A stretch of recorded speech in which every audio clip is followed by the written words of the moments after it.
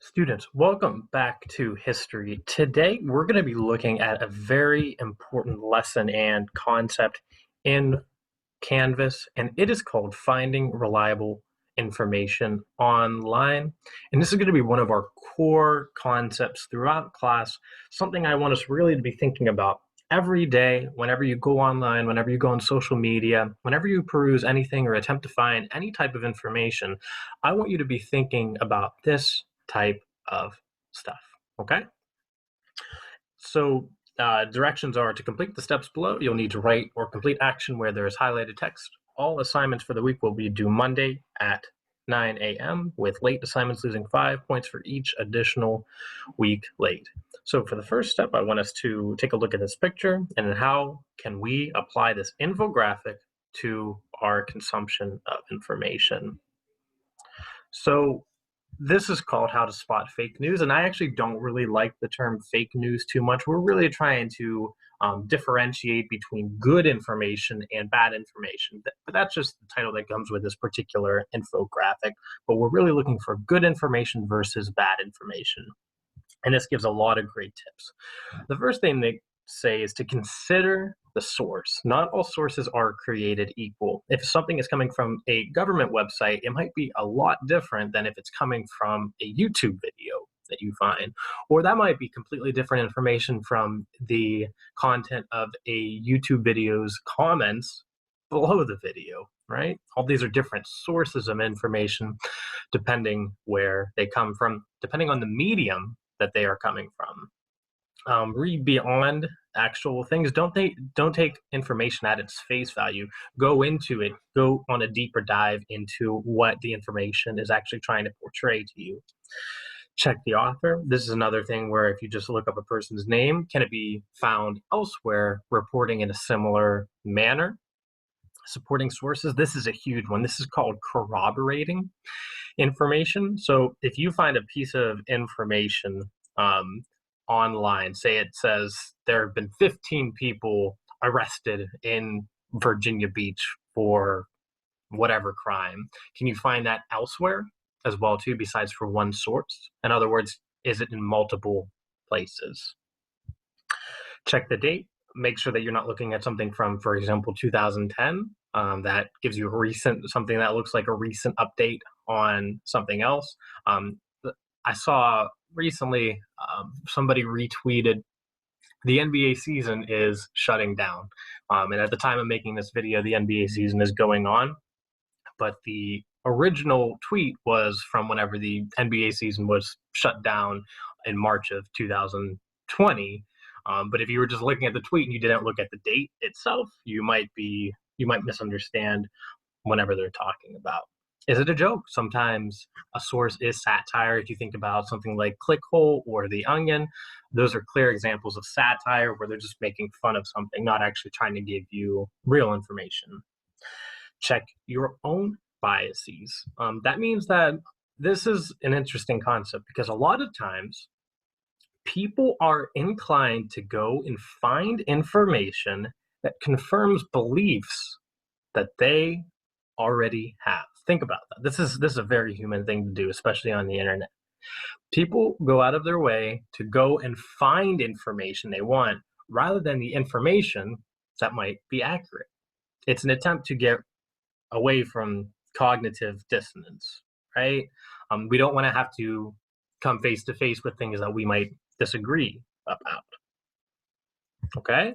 The last one is ask the expert. Then there are truly experts of particular subject areas. So the closer you get to those types of sources, normally the better. That's not always to say that experts are always accurate.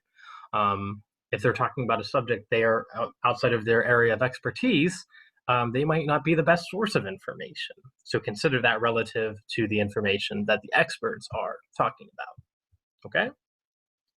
So step 2, we're going to watch this video, and I want you to identify seven factors to consider when determining if information online is reliable or unreliable.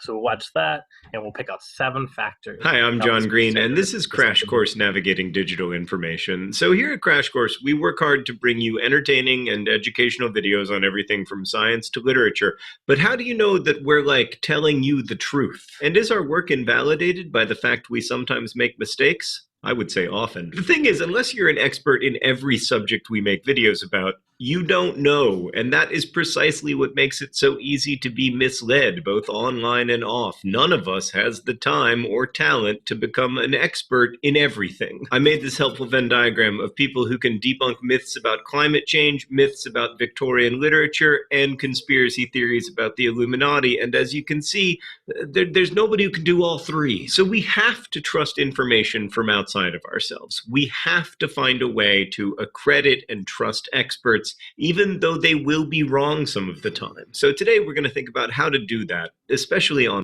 So even if something is coming from often a reliable source, that doesn't make the information necessarily always accurate. But then again, that doesn't throw out the entire source as well, too. Maybe it's one small mistake. That's a factor to consider. Being able to look at a whole source, saying maybe this part's wrong, but the rest of it can be good. And how does that match up with the rest of their history and their reporting on other subjects? Online.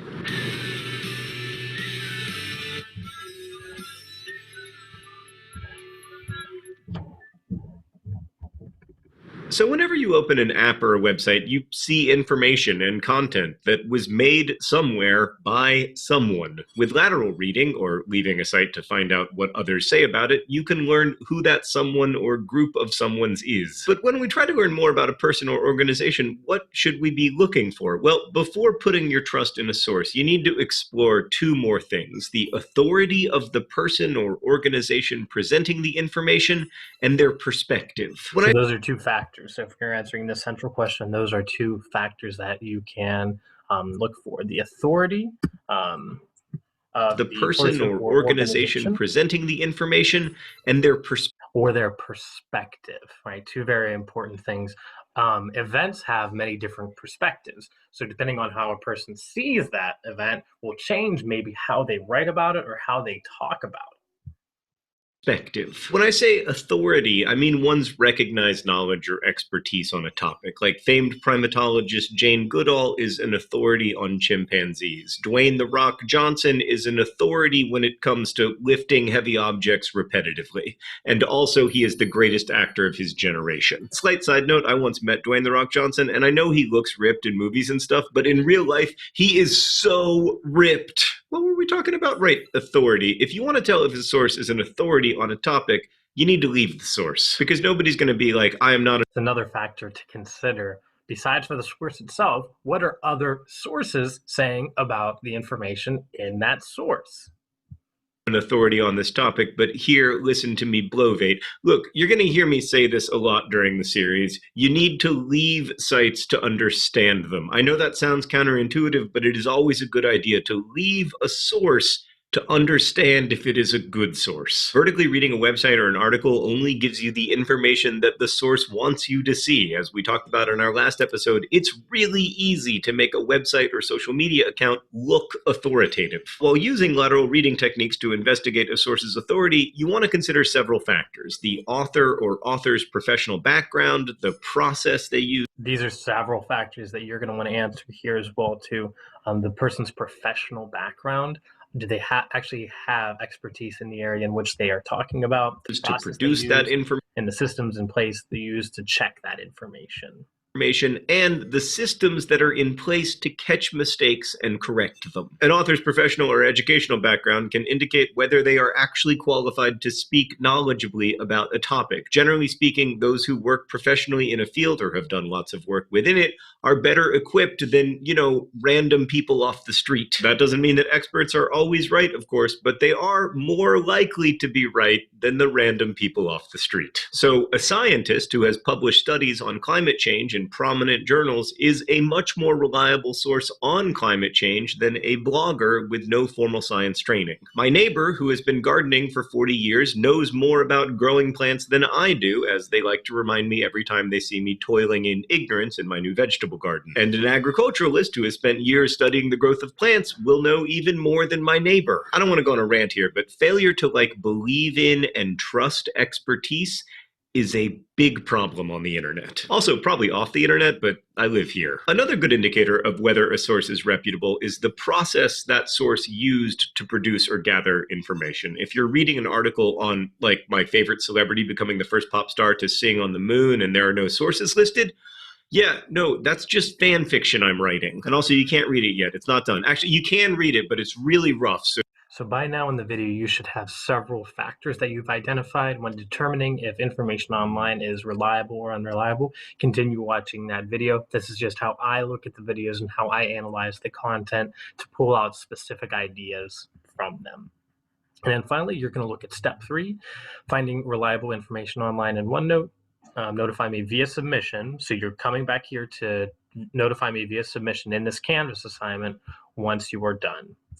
So if we take a look over at this assignment, and here, these are just a bunch of personal tips from me. Whenever I'm looking at information online, you're really interrogating all of these different sources and trying to come up with the best information in the shortest amount of time. And here are things that you really want to get into the daily routine of using as you are seeking the best information possible for schoolwork, for stuff you're interested in, so that you ultimately come to the best conclusion. And I have about 6 tips here, some of which you may know about, some of which I'm sure you don't know about, but should help you as you consider the reliability of information.